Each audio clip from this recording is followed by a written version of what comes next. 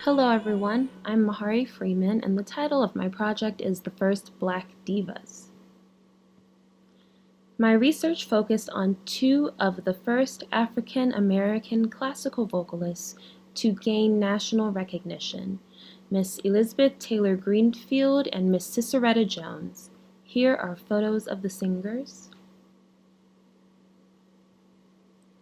The objective of my project is to provide a comparative analysis between the lives of Elizabeth Taylor Greenfield and Ciceretta Jones.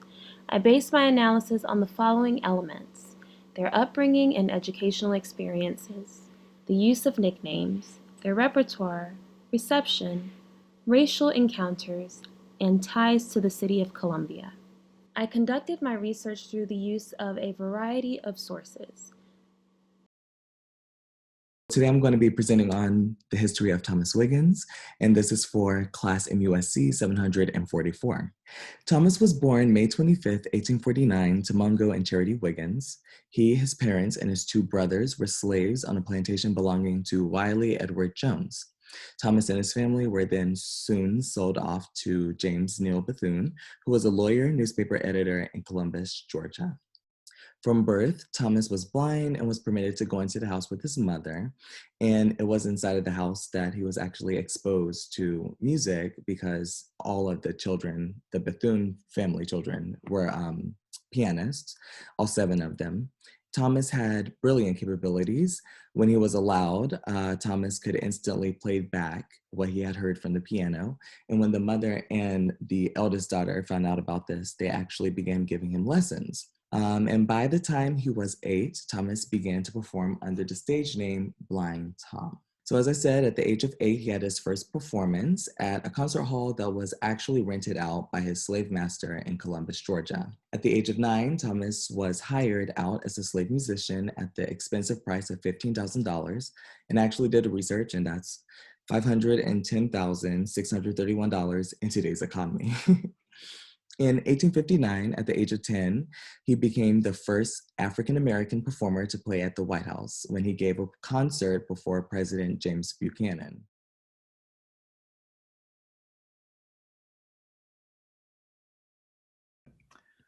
Welcome to Bridging Your Week at the U of SC School of Music. My name is Akunio Hara, and I am an Associate Professor of Music History at the School of Music. Today, I'm joined by 2 graduate students, Mahari Freeman and Bruce Isley, who took a class I taught in fall 2020 called The Historic Sound of Columbia. In this video, we would like to share how we are amplifying voices through our musical initiative called Bridging Our Distances. In the course, I tried to explore some of the musical activities in the city of Columbia during the 19th century. Because of the pandemic, I decided to teach the course online asynchronously. Mahari, you worked on a project on 2 African-American sopranos from the 19th century, Elizabeth Taylor Greenfield and Ciceretta Jones. My question is, how did you go about finding information about these 2 singers? Yes, so if I remember correctly, Dr. Hara, you actually suggested Elizabeth Taylor Greenfield and Ciceretta Jones. And I remember that conversation coming up because I told you what I was interested in. I was just really interested in learning more about African American singers and just how the tradition began and just how we even got started in American history. I have done some study in the past on African American composers, but I had not yet looked at actual performers. And so I really wanted to kind of go down that path. And so after our conversation, I just did some initial research and came across the book And So I Sing by Rosalind Story. And that book starts with Ciceretta Jones or it starts with Elizabeth Taylor Greenfield. And it's an overview of some of the most famous African-American classical divas. And so once I read that book that began as just leisure reading, I just fell in love with the topic and just decided that that's where I wanted to focus. And I realized that there was so much there and just so much to learn about these women. I guess I remember that conversation, but Yeah. I think we talked about a lot about, a lot of different things. So Bruce, the same question. You studied the kind of life and career of Thomas Wiggin, who was an African-American virtuoso pianist from the 19th century and from Georgia, right? So how did you find information about this great performer?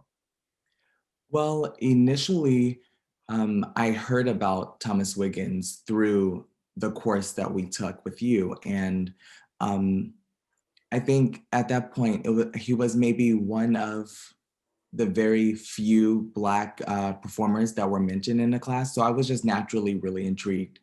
And I knew that we had the research assignment due. And so I was thinking I should, research him because I was naturally intrigued. And I just began researching sources via the internet. I wasn't really sure how capable I would be of being able to go in person to actual libraries. And because of finding sources online, I was actually able to go to other universities,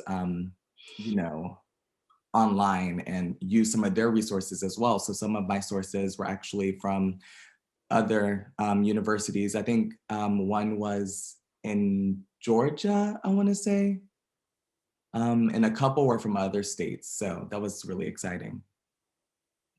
And if I can just add to that, Dr. Hara, another thing that we did in your class was explore the local newspaper.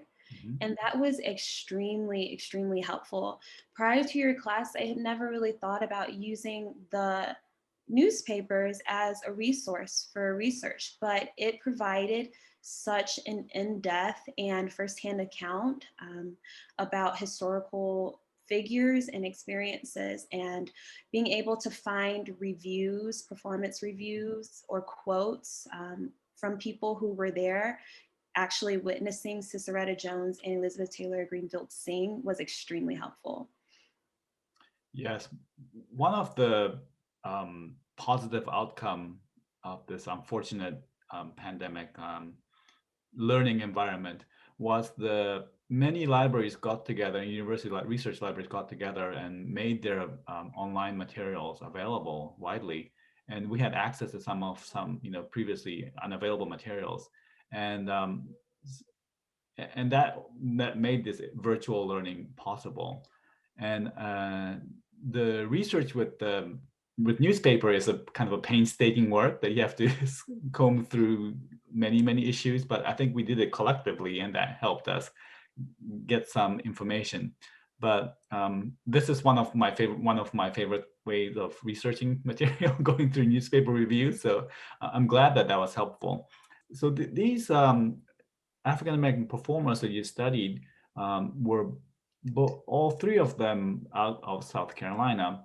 But I think, Mahari, you did find a connection to Columbia, correct? I did. So I was able to find through the newspapers that Ciceretta Jones' troupe, the Black Patty Troubadours, traveled to Columbia and performed at the Columbia Theater on at least 3 different occasions. And so that was really interesting to find.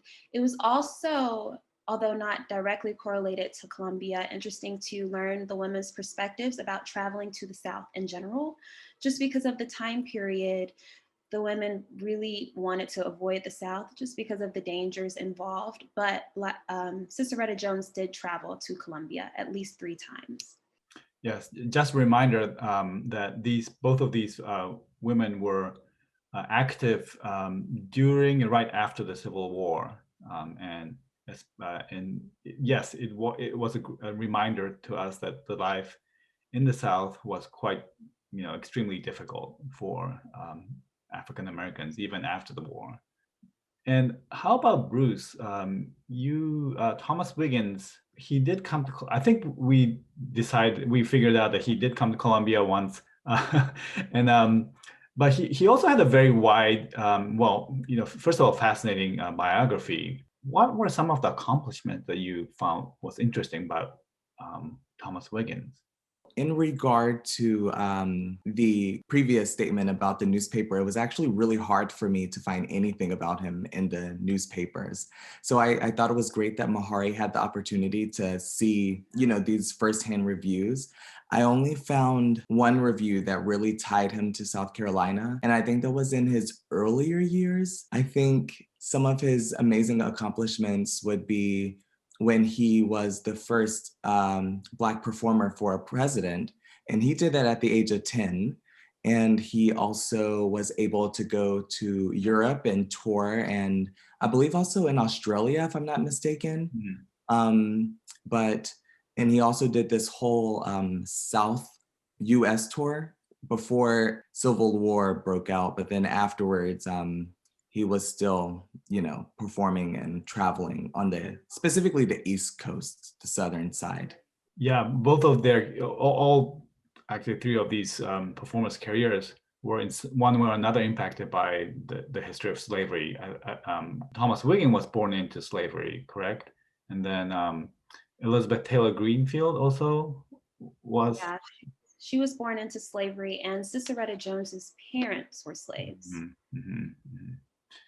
So this was a very personal history for these performers. So what was the most surprising thing about their lives or career that you found? Well, there were a few things. The first thing that was surprising was their upbringing, because I talk about in my research, even though Elizabeth Taylor Greenfield was a former slave and Ciceretta Jones was born to parents who were slaves, they both had extraordinary opportunities for African American women of that time period.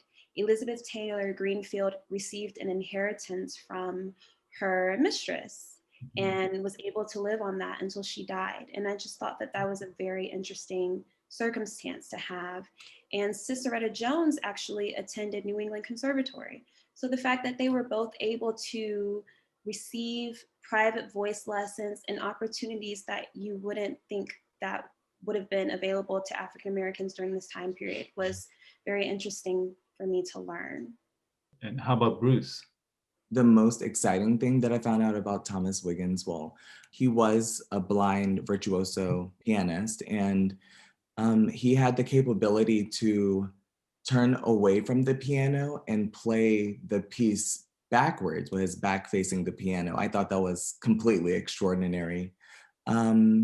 He also was born into slavery, and sadly enough, he was pretty much an indentured servant his whole entire life, even after the Emancipation Proclamation, because his parents did sign over prior to that proclamation, stating that they gave their consent for him to tour and, make money for the family. And he made so much money, but the Wiggins family only made like a fraction of the money that they were making. So that was really interesting to find out through research.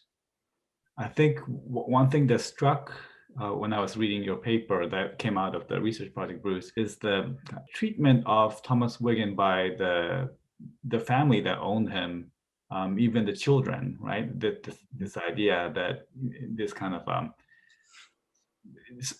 young people were a culture to this system of slavery and dehumanizing people, and that this kind of began really early on. And just to think about that was reminding that was important, I thought. And Mahari, and your ability to kind of compare the lives of two very different, singers who who lived in a different time of history. But in many ways, these two singers were not atypical.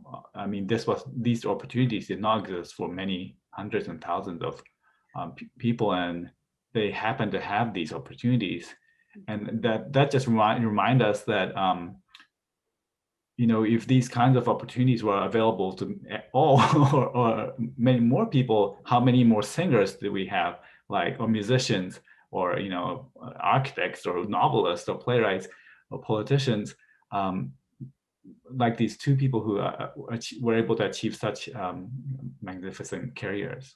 Another question, so this is more speculative. So I think in this class I often joked about, I wish we had a time machine so we can go back and figure this out, because there are many questions that we had about the two opera houses that existed in Colombia. But if you were able to go back in time and able to meet these artists, meet these performers, musicians, would you like to ask anything? Or if so, what would that be? For me, I know that Elizabeth Taylor Greenfield performed for Queen Victoria, and Ciceretta Jones performed for 4 US presidents. So my first question to both of them would be, what was that like? Were you nervous? What was that experience like? And then I would just want to know if they realized at the time that they were pioneers, and if they realized the gravity and significance of what they were doing. How about you, Bruce? I think I might want to ask him about overcoming adversity, dealing with the stigma associated with Black, especially back in that time, and being able to become more than what other people's preconceived notions were of Black people. And I would probably ask him how difficult it is to write or compose being visually impaired.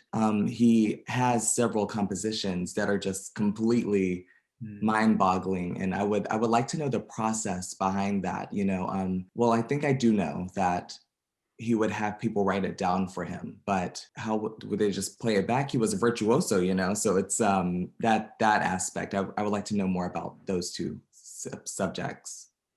And another thing that I think that came to mind was working with the project that you two did, was the kind of big holes that we have in music history, the kind of music history that we teach in schools or you learn in college and universities or even earlier.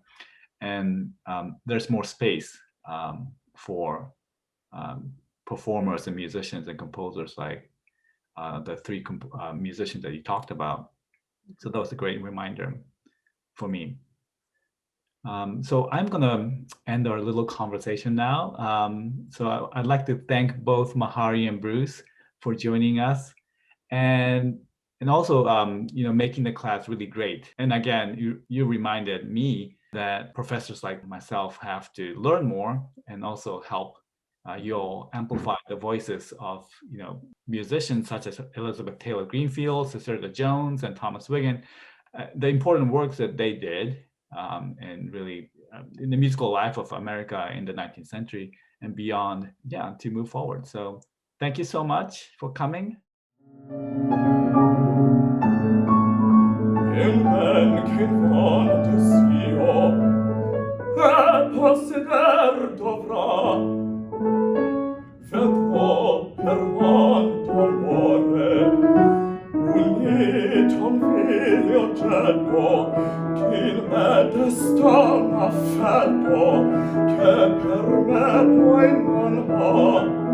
Che per me